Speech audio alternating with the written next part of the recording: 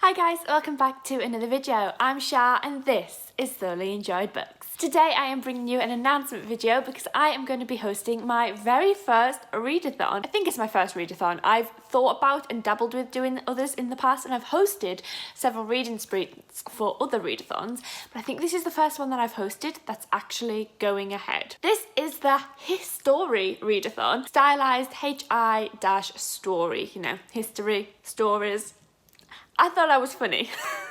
This is a readathon dedicated all to historical fiction or historical books. I'll get a little bit more into that as we go through this video, but I thought I would just announce it today, go through when it is, what's happening, what the rules are, what the bingo card is, because I did the bingo card, guys, and I was so excited to do it. So the History Readathon is going to be happening from Friday the 8th of May at midnight until Monday the 11th of May, just before midnight into the Tuesday. So it's a 4-day readathon. The reason that I'm having it on this weekend is this was a bank holiday in the UK. It's not quite anymore. We're all going to be off work anyway, but But the 8th of May is the 75th anniversary since VE Day, which is the end of World War II in Europe. I'm not much of a nationalist, very patriotic. I'm not somebody who glorifies war. I'm not a huge fan of, this colonial war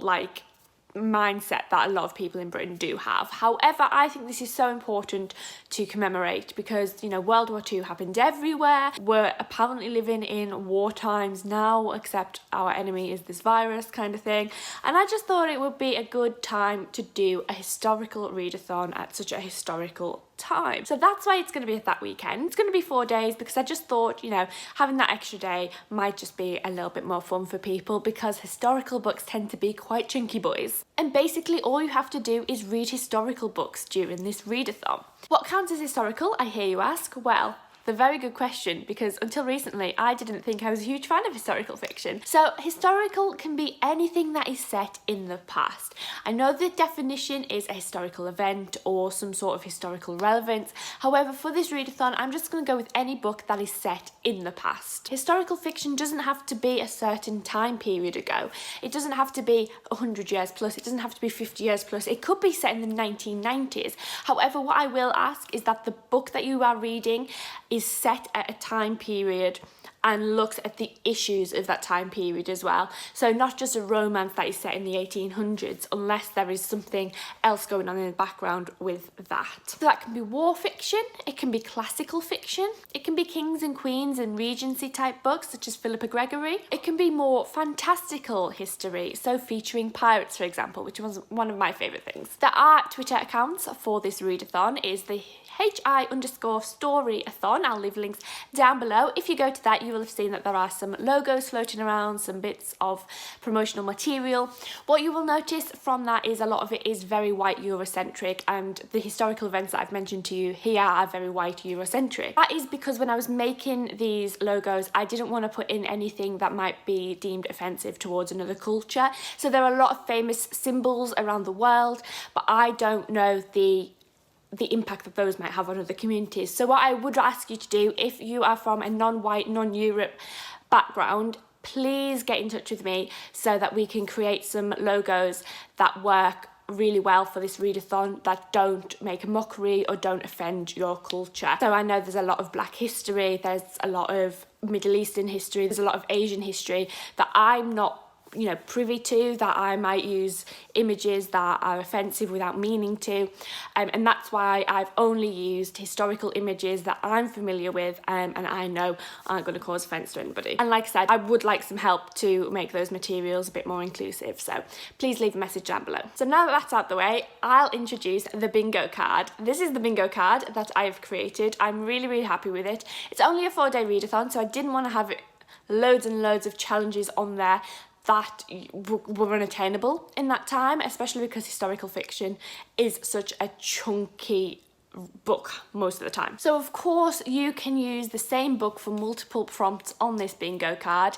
That's the whole reason I've designed it the way that I have, and like I said, there's not too many things on here, but again, I did want to make it diverse. I wanted us to learn something from this, and I wanted us to learn about other things that we might not necessarily know about, as well as things that we are really interested in, because I think we all have our own niche interests when it comes to historical fiction. So because of that, the first challenge is a fave historical event. So this is basically just to read a book that is about your favourite historical event. So are you interested in World War II? Just read any book featuring World War II, that kind of thing.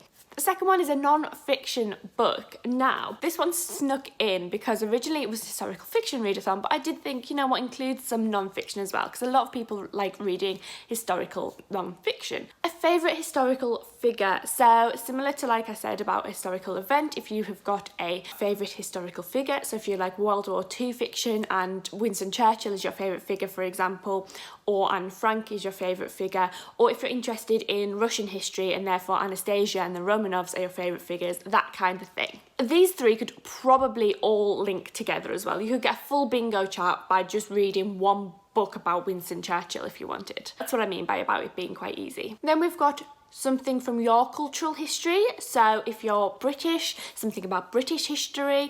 If you're French, something about French history. If you're from Africa, something about African history, something from your culture. I'm aware I've just said nationalities there. Your religious culture, your racial culture, your family culture, anything that is related to your culture. A nice easy one is any historical book. So we're all going to be reading history. So this is kind of a free one, but I didn't want to just put free there. So, you know, any historical book. Another cultural history. So this is a book from outside of your culture. So for me, I'm very white British. Anything outside of my culture would be anything that was Black or Asian history or African or Latina, anything that wasn't my culture. Again, another easy one, a historical fiction book. It might seem weird as we've just had any historical book, but this is specifically a fiction book. We've then got an event that you studied in school. So I thought this would be interesting to revisit something that you maybe learnt back in school. I'm 25, so I left school, you know, between 7 and 10 years ago, depending on what you look at it, and I did history A-level. So I could look back at something I did in my history A-levels. So we did civil rights, we did the scramble for Africa, we did some historical politics, and I can't remember what our final module was on. I could go back and look at any of them. Likewise, before that, my GCSEs were in medicine through the ages, Native American history, all those different things that we studied in history. Anything you studied in school, reading a book based on that. And that would be really interesting to see how your knowledge and your opinion of that has changed over time. And then the final one is a historical poetry book. Now, there is so much poetry out there that looks at historical events, and this doesn't even have to be world wars or kings and queens or anything like that. This can be something like the AIDS crisis of the 1980s. This can be civil rights movements. It can be anything at all that looks at historical events in poetry. I think that is all of the information that you need at the minute for the readathon. The readathon starts on Friday the 8th of May at midnight. That is BST, British Summer Time. However, if you want to do it at midnight in your time zone, that's absolutely fine. Just be mindful of the fact I won't be doing any reading sprints until that time. And then it ends at 11:59 on Monday the 11th of May. So it's a 4-day readathon. There is a Twitter account, the Historyathon. I'll leave the link down below so you can go and follow that and follow all of the reading sprints. And there are going to be a couple of competitions as well. Anything counts as historical fiction as long as it focuses on something from that historical time period. The bingo chart is just for fun. That isn't going to come with any prizes or any extra things such as that. That is purely for fun, but there will be a couple of competitions on the Twitter, so go and follow that. Recommendations is something that I am working on. There'll be a video closer to the time all about that. I can't wait to share them with you. Likewise, if you have any recommendations that you'd like me to share in that video, like I said, my knowledge is very white Eurocentric and I would like to make this as diverse as possible. So if you have any recommendations for books from your culture, maybe share those down below. And also if you'd like to give me some examples of how I can incorporate your culture into the logos, I'll leave a link to the Twitter down below where you can see the logos I've made so far, so you can see the kind of vibe that I'm going for with those. Like I said, I didn't want to use any images that might be seen as offensive, so I'd love some help to collaborate on those as well. I'm really looking forward to this readathon. I hope that you all come and join me and have some fun with it as well. I can't wait to see what sort of books that you'll be reading and what your historical interests are, and I'll see you all in another video very, very soon. Take care. Bye.